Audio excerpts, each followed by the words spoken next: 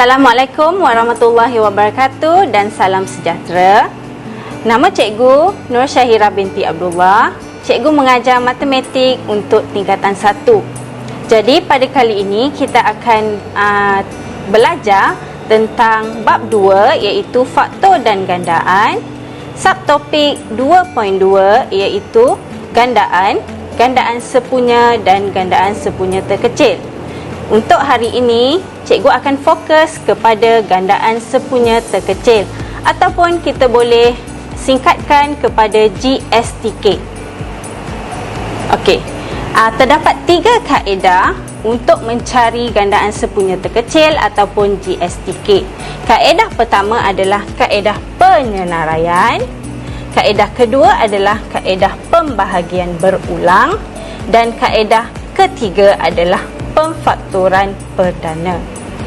Mari kita tengok kaedah yang pertama iaitu kaedah penyenaraian.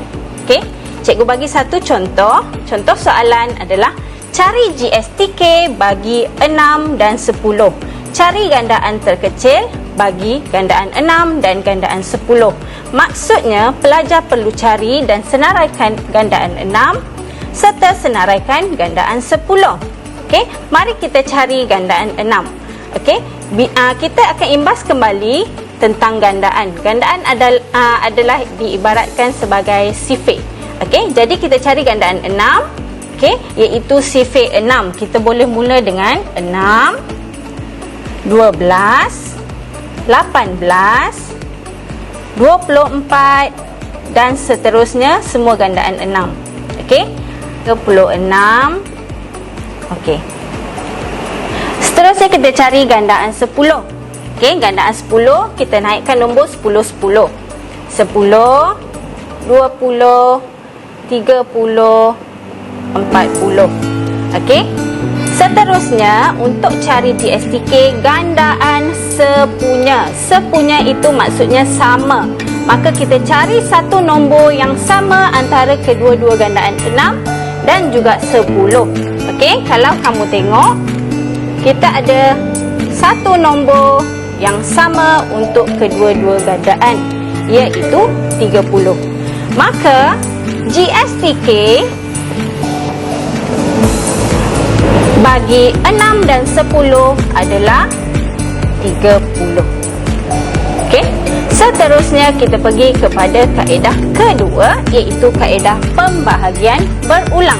Okey, di sini cikgu dah sediakan satu soalan, iaitu cari gandaan sepunya terkecil ataupun GSTK bagi 6, 8 dan 12. Okey, bagi pembahagian berulang, kita perlu bahagi sehingga hasil bahagi menjadi 1. Okey, cara dia adalah, okey, kamu buat bentuk bahagi macam ni. Kita letak semua nombor yang diberikan, 6, 8, 12. Okey. Seterusnya kita bahagikan dengan nombor perdana, iaitu nombor yang hanya boleh dibahagi dengan satu dan dirinya sahaja. Okey, kalau kita tengok dekat nombor ini, kita boleh bahagi dengan 2. Jadi kita bahagi satu-satu. 6 bahagi 2 akan dapat 3. 8 bahagi 2 kita akan dapat 4. 12 bahagi 2 kita akan dapat 6. Seterusnya kita akan bahagi lagi sehingga tinggal 1. Okey. Sekarang kita ada 3, 4 dan 6. Tetapi ketiga-tiga nombor ini tidak dapat dibahagi dengan satu nombor yang sama. Jadi kita cari 2 nombor sahaja yang boleh dibahagi. Okey, nombor yang tidak boleh dibahagi kita perlu turunkan dia ke bawah. Contoh cikgu ambil dekat sini, cikgu ambil 2. Okey, kita bahagikan 4 dengan 6, kita bahagi dengan 2. 3 tidak boleh dibahagi dengan 2, maka kita perlu bawa turun dia. 3 tidak boleh dibahagi dengan 2, maka bawa turun sahaja 3, kita akan selesaikan kemudian. Okey, 4 bahagi dengan 2, kita akan dapat 2. 6 bahagi dengan 2, kita akan dapat 3. Okey, seterusnya kita akan bahagi lagi. Okey, kita akan hilangkan 3 supaya di bawahnya menjadi 1. Jadi untuk bahagi 3 menjadi 1, jawapannya kita kena bahagi dengan 3. 3 bahagi 3, kita akan dapat 1. 2 tidak boleh dibahagi dengan 3, maka kita perlu bawa 2 ke bawah. 3 bahagi dengan 3, kita akan dapat 1. Adakah kita telah selesai? Tidak. Kita masih ada 2 lagi. Maka kita perlu selesaikan, kita perlu bahagi dengan 2. 1 ini maksudnya kita sudah selesai. Jadi kita boleh bawa 1 ke bawah siap-siap. 2 bahagi 2, kita akan dapat 1. Maka kita dah selesai. Okey, dalam pembahagian berulang, jadi kita perlu cari GSTK-nya. Gandaan sepunya terkecil adalah kita ambil semua nombor di bahagian tepi dan kita darabkan, iaitu 2 darab 2 darab 2 darab 3 darab 2. Maka 2 darab 2 adalah 4. 4 darab 3, 12. 12 darab 2, 24. Okey, ini adalah jawapan kita. Okey, kita tengok kepada contoh yang kedua dalam pembahagian berulang. Okey, kaedah ini adalah kaedah yang paling mudah yang kita boleh buat dan juga menjimatkan masa. Okey, contoh yang kedua cikgu bagi adalah cari GSTK bagi 15, 25 dengan 45.